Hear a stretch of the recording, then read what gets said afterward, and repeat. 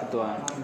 Yang pertama menegaskan mengenai data DTKS ini, saya kira memang harus kita akui Pak, ini amburadul. Ya, malah sedihnya kemarin saya ada bantuan dari BST, malah data 2011 Pak yang muncul. Ketika saya tanya kepada kepala dinas sosial setempat, dia bilang data terbaru sudah kami kasih, tapi kami bingung kok masih yang dieksekusi itu data 2011. Nah ini Pak, tadi Pak Takim ya mengatakan ada masalah di kabupaten kota dalam memberikan data. Beda lagi nanti Pak kalau kami tanya sama mereka, kok bisa begitu? Enggak Pak, kami sudah kasih data. Provinsi lah yang salah dalam hal ini.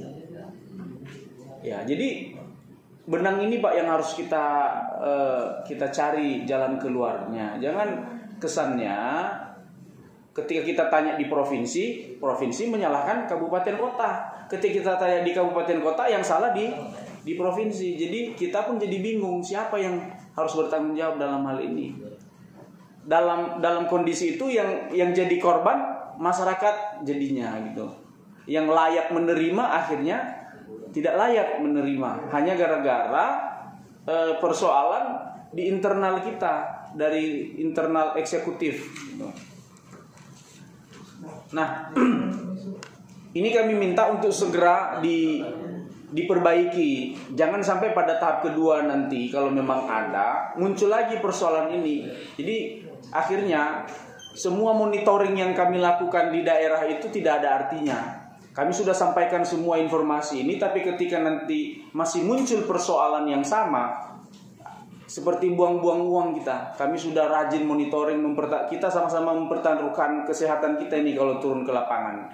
Tapi ketika dieksekusi, terjadi lagi persoalan yang sama.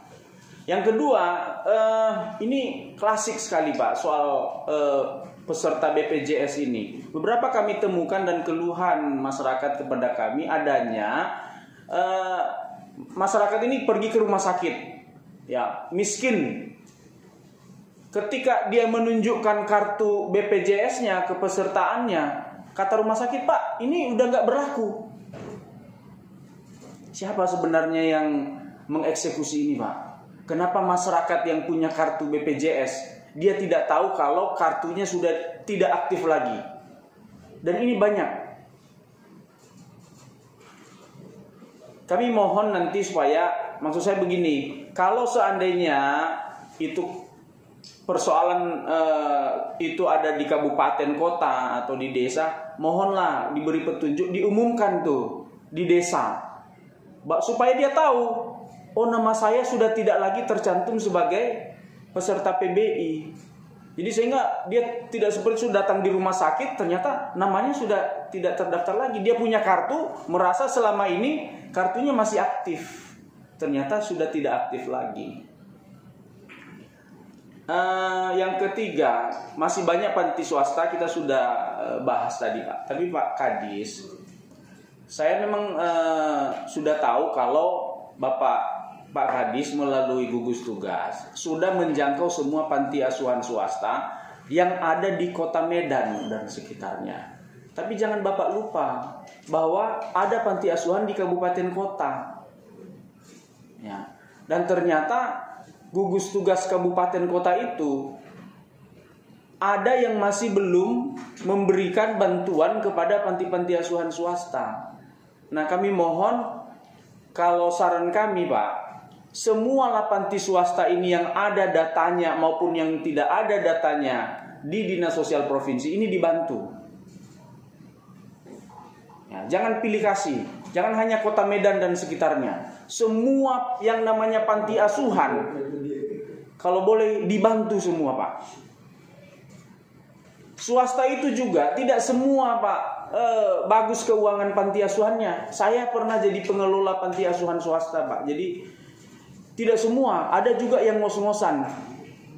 Ada yang dulu mereka punya donatur dari luar negeri contohnya, karena kondisi lockdown ini semua di seluruh dunia, akhirnya berhenti bantuan donasi dari luar itu sama mereka, dari Jakarta sama mereka. Nah, kita lihat gedungnya memang bagus, tapi kondisi keuangan pantinya sangat tidak bagus. Jadi permohonan saya, tolong Pak, dalam tahap kedua atau kalau ada donatur dari manapun, diupayakan semua panti asuhan di Sumatera Utara tanpa kecuali dibantu.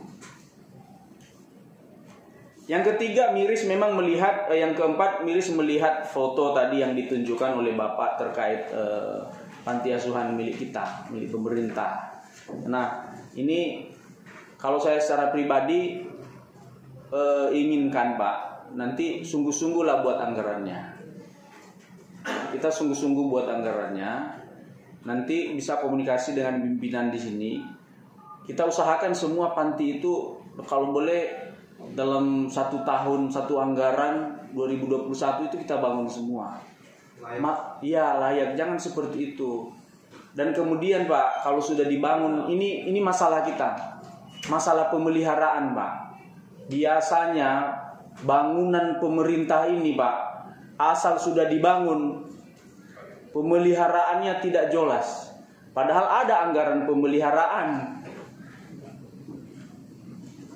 Ya, sebagus apapun Pak, barang itu kalau tidak dipelihara hancur.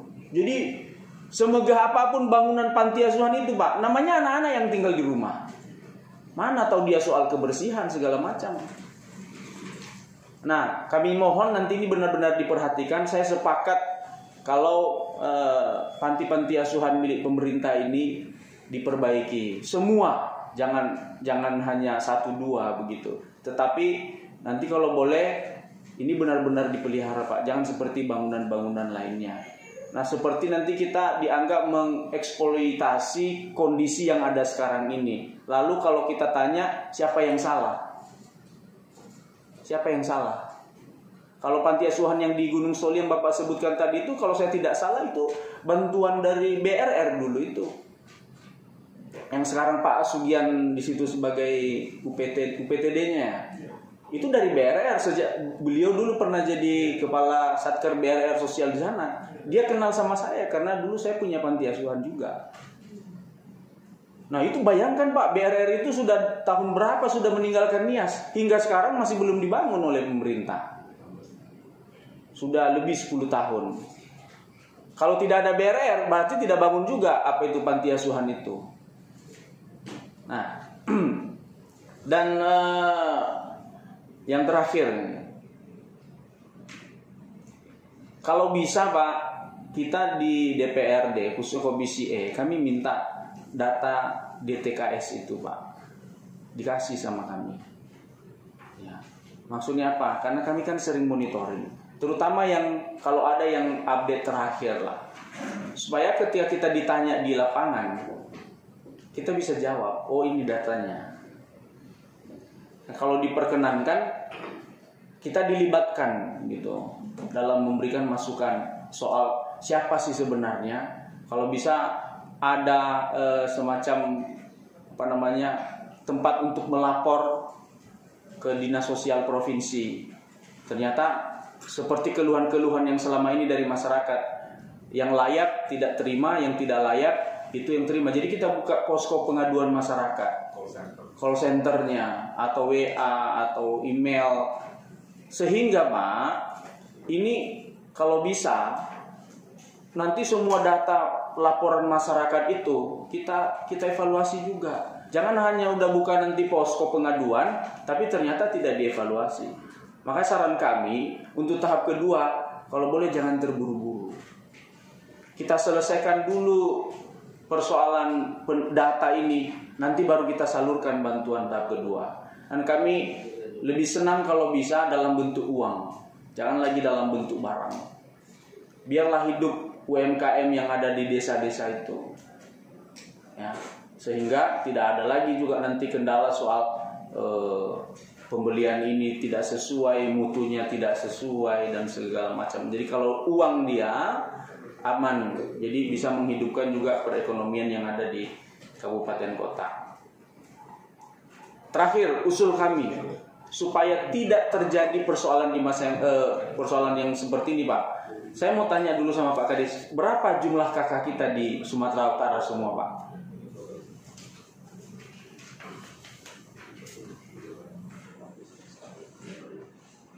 Jumlah kakak. Jumlah kakak saya daftar sorry Pak. Iya. Iya Pak. 3.402.714. 3.402.000 ya. 714. Yang menerima yang pertama tadi itu berapa juta kakak? 1.321.000. 1.321.000. Oh, kalau besok Masih banyak juga ya, setengahnya ya Pak. Kalau kami saya dengar 1 triliun yang tahap kedua ini ya Pak.